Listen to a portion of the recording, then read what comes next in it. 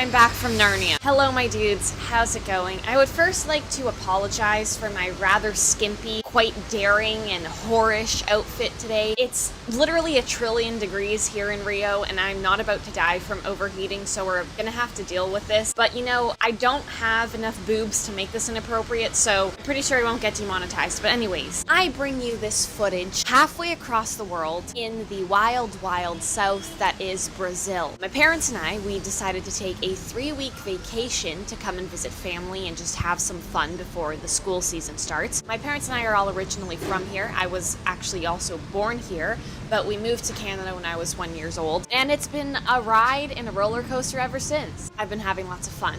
I've gotten sunburnt already. But enough of that. Today I thought I'd show you what a day in my life here in the jungle looks like. I've already had breakfast. I was actually able to get all the ingredients of my normal breakfast, except that they didn't have tortillas, so I had to eat avocado toast, which, I mean, is always a bummer, but I'll deal with it because of this. This, my dudes, is an avocado. Here in Brazil, these things are mammoth-sized. This is rivaling the size of my head. Why don't we have this in Canada? I'm so tired of those dinky little avocados. And by the way, this tastes incredible. It's so much more flavorful. Canadian agriculture really has to step up its game with this stuff. But anyways, let's get on with this. My hair, it's looking spectacular. Let's get going. It was August 11th. 9 a.m., 23 degrees, Uranus in retrograde, Mercury not in retrograde, 415 parts per million of carbon dioxide in the air, methane a whopping 1866, the polar vortex, what about that thing? It's just chilling over the North Pole at the moment. The stock market down 0.34%. What does that mean? I have no idea. All I know is that Kevin O'Leary is probably crying in a pool of $100 bills right now. But enough of such novelties. I ate breakfast that morning and got ready to go out and kill like 37 people. I mean, go to the gym. But before we do that, everyone, I would like to introduce you to my grandmother. Let me just tell you one thing. If you all had a tough time distinguishing between my mother and I, just wait until you throw my grandmother into the mix. We're like the 3 triplets from hell. We're like the Olsen twins multiplied by 1.5 and spoon-fed a healthy serving of chaos. But anyways, my parents and I started off the day like we usually do, by going to the gym. Here in Brazil, one thing that I noticed at least is that there is literally a gym at every single corner. There's no such thing as the YMCA.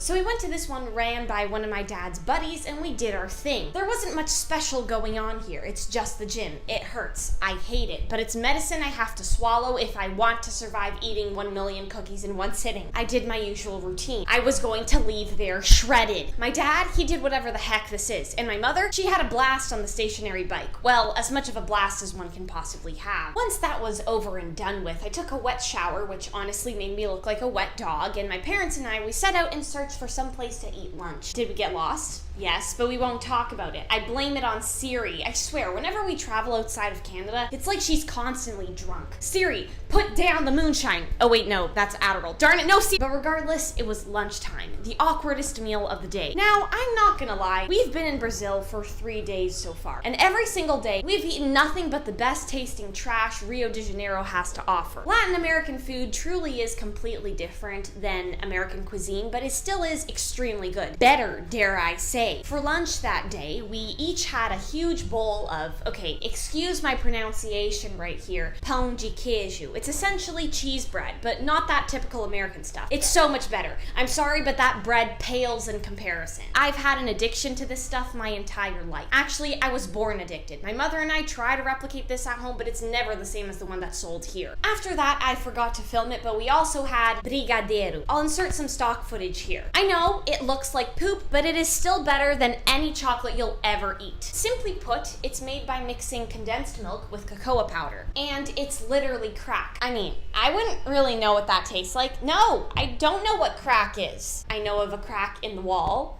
I know of a butt crack. I don't speak English. And that was it, my dudes. That was my amazing, extremely healthy and nutritive lunch. I think it's no secret that I'm an extremely health-conscious human being, and this This just tops the charts. My insides have never been better, thank you for asking. My pancreas, totally not working overtime. My blood sugar levels, completely normal. At this point, lunch was over, and we were feeling on the rather thick side of the spectrum. However, my posse and I put on our swimsuits and went to the beach. Now, obviously, the beach is something we don't have in Canada, but unfortunately, you really can't blame the tectonic plates for their temper tantrums. So we definitely relish in its wonders every time we visit Brazil. Regardless, we arrived at the beach, set down our chairs, and got to sizzling in the sun. Now, they say that a day at the beach cleanses the soul. Well, I have to disagree because if anything, I always leave the beach burnt and extremely drained. Why? Because I spend half the time digging a hole to China,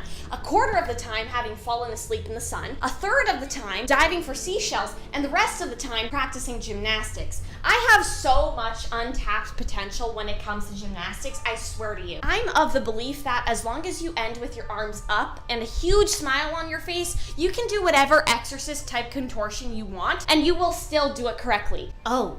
What's that? You thought I wasn't gonna eat anything else? Ha, you idiot. We actually ended up eating this Brazilian snack called biscoito de vento, which is essentially a very light cassava flour based biscuit that is too good to describe. The crunch, oh my god, don't even get me started on the crunch. The crunch is too good. The crunch is beyond amazing, okay? Kit Kat, get out of here. Breadsticks, what even are you? Nay, you won't remember the biscuit, but damn it, you will remember the crunch! At this point, the day was nearly over. Our activities were almost finished. The sun was ready to say goodnight. It was the end of the day. But nay, we still had dinner. We were not about to miss out on the third most yummy, most gratuitous meal of the day. For dinner, my parents and I hit up a churrascaria, which is essentially a steakhouse where you eat until your stomach literally explodes. And oh boy, was I unprepared for the feast you're about to see. One does not arrive with small culinary ambitions. No, no, no. Oh my god. Meat did we eat. Now, the way these Brazilian steakhouses work is that there is a whole conglomeration of waiters that each have a certain type of meat, and they each come around to your table to give you a slice of whatever thigh, shoulder, rib, wing, tail, eyebrow you could possibly imagine. Do they serve salads? Yes, but never go for the salads. Those are there to fill you up so that you don't eat the meat and cost the restaurant money. I think it's fair to say that I like to eat a lot. As a child, it was really difficult for me to eat anything, but then adolescence hit and my goodness gracious, I could not stop eating. So eating at a place like this must have been a walk in the park, right? Simply put, I've never eaten this much meat in one sitting at any point in my entire life. I definitely have to say vegan discretion is advised for these next few clips. I didn't even know that there were this many different cuts of meat. Chicken heart, that's a thing. Can you believe it? I didn't have the courage to eat it though. Shoulder. When the heck did we human beings start eating shoulder? I really do wonder what macaque it was that one day, thousands of years ago, said, hey, I'm gonna lob off this mammoth's shoulder and we'll have a feast tonight. Hey, Billy, you got the wooden sticks for that grill? Great. I'll tell Greg to bring those dried up leaves that we use for seasoning. Anyways, we ate and ate